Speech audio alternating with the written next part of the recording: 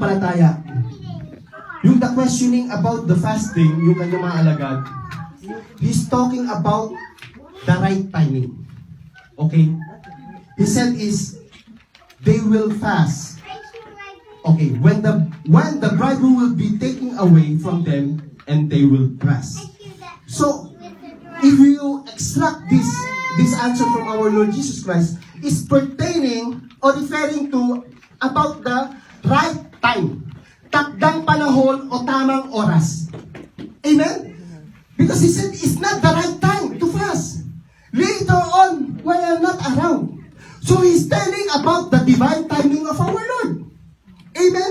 That's why we will go to the other part when Jesus answered, which is verse 21 and 22.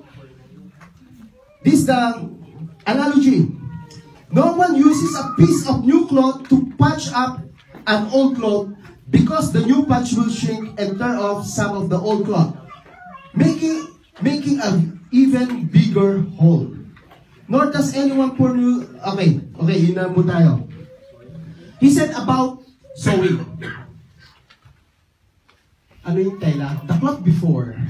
Yung cloth ng during Jesus Christ, there's no level. Right? Not like before. Label. Not like before. Tingnan nyo, may etiketa yan, di ba? Here.